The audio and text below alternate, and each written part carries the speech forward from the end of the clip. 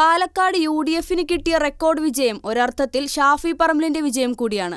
വോട്ടെണ്ണൽ ആരംഭിച്ച് മൂന്നാം റൗണ്ട് എത്തിയപ്പോൾ എണ്ണിയത് പാലക്കാട് നഗരസഭയിലെ വോട്ടുകളായിരുന്നു. പാലക്കാട് നഗരസഭയിൽ രാഹുൽ ലീഡെടുത്തു തുടങ്ങിയപ്പോൾ തന്നെ ഷാഫി പറമ്പിൽ വിജയാശംസകൾ നേർന്നു ഫേസ്ബുക്കിൽ കുറിപ്പിട്ടു. പാലക്കാട് നഗരസഭയിൽ വോട്ടുകൾ അനുകൂലമായപ്പോൾ തന്നെ ഷാഫിക്ക് വിജയം ഉറപ്പായിരുന്നു. ഷാഫി പറമ്പിലിന് പോലും കിട്ടാത്ത ലീഡാണ് പാലക്കാട് നഗരസഭയിൽ രാഹുലിന് നേടാനായത്. ഷാഫി പറമ്പിലിന്റെ അനുഗാമിയായി രാഹുൽ മാങ്കൂട്ടത്തിലിനെ നിശ്ചയിച്ചപ്പോൾ തന്നെ പടലപ്പിണക്കങ്ങൾ തുടങ്ങിയിരുന്നു. അതും കോൺഗ്രസിനുള്ളിൽ നിന്നു തന്നെയായിരുന്നു വിമർശനങ്ങളെല്ലാം. പാലക്കാട് കോൺഗ്രസിന്റെ കരുത്തനായ ഡോക്ടർ പി സരിനാണ് ആദ്യം എതിർപ്പുമായി രംഗത്തെത്തിയത്. ഷാഫി പറമ്പിലിനെ പരസ്യമായി വിമർശിച്ചുകൊണ്ടായിരുന്നു തുടക്കം. സരിൻ ഇടതുപാളയത്തിലെത്തിയതിനു പിന്നാലെ യൂത്ത് കോൺഗ്രസ് നേതാവായ ഷാനിബും മറുകണ്ഠം ചാടി. എല്ലാം ഷാഫി പറമ്പിലിനോടുള്ള വിരോധം തന്നെ. പാർട്ടിയിൽ പൊട്ടിത്തെറികളും നേതാക്കളുടെ കൊഴിഞ്ഞുപോക്കും ഉണ്ടായപ്പോൾ തന്നെ കോൺഗ്രസ് നേതാക്കൾക്കിടയിലും എതിരഭിപ്രായം ഉയർന്നു തുടങ്ങി. ഷാഫിയും പ്രതിപക്ഷ നേതാവ് വി.ഡി. സതീശനും ചേർന്നാണ് സ്ഥാനാർത്ഥിയെ നിശ്ചയിച്ചതെന്നാണ് നേതാക്കൾ വിശദീകരിച്ചത്. രാഹുൽ തോറ്റാൽ അതിന്റെ പൂർണ്ണ ഉത്തരവാദിത്വം ഷാഫി പറമ്പിലിന്റെ മേലും പ്രതിപക്ഷ നേതാവിന്റെ മേലും കെട്ടിവെക്കാനാണ് കോൺഗ്രസ് നേതാക്കൾ തയ്യാറെടുത്തിരിക്കുന്നത്. എന്നാൽ ഇത് തിരിച്ചറിഞ്ഞ ഷാഫി പറമ്പിൽ കളമറിഞ്ഞു തന്നെ പണിയെടുത്തു തുടങ്ങി.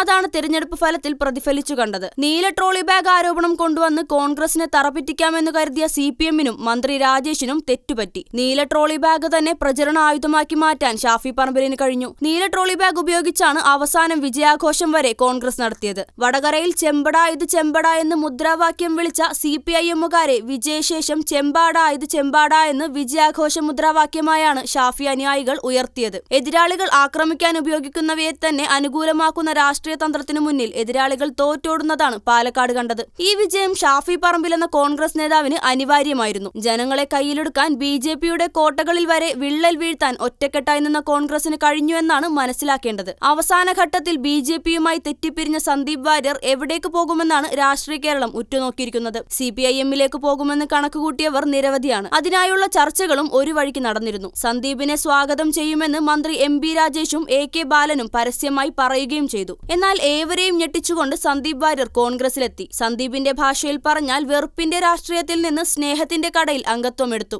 അതിനു പിന്നിൽ നടന്ന രാഷ്ട്രീയ നീക്കം കോൺഗ്രസിനെ സംബന്ധിച്ച് ഗംഭീരമായിരുന്നു. അതുവരെ കാണാതിരുന്ന അച്ചടക്കം ഈ കാര്യത്തിൽ കോൺഗ്രസിൽ പ്രകടമായിരുന്നു. ഒരു കാര്യം ചെയ്യുന്നതിനു മുൻപ് 4 ആളെ അറിയിക്കുക എന്നത് കോൺഗ്രസ് നേതാക്കളുടെ ശീലമായിരുന്നു. എന്നാൽ സന്ദീപ് വാര്യരുടെ കാര്യത്തിൽ രഹസ്യം സൂക്ഷിക്കാൻ കോൺഗ്രസ് നേതാക്കൾക്ക് കഴിഞ്ഞു എന്ന് മാത്രമല്ല, അവസാന നിമിഷം വരെ സസ്പെൻസ് നിലനിർത്താനും കഴിഞ്ഞു. സന്ദീപ് വാര്യരുടെ കോൺഗ്രസിലേക്കുള്ള വരവിനെ പല വിധത്തിൽ CPIM-ഉം BJP-യും ആക്ഷേപിക്കാൻ ശ്രമിച്ചെങ്കിലും ഫലം കണ്ടില്ല എന്ന് വേണം കരുതാൻ. ഏതായാലും കരുതലോടെയുള്ള രാഷ്ട്രീയ നീക്കങ്ങൾ കോൺഗ്രസിന് ഗുണം ചെയ്തു എന്ന് മനസ്സിലാക്കാം. അതിൽ ഷാഫിയുടെ പങ്ക് നിർണായകവുമാണ്.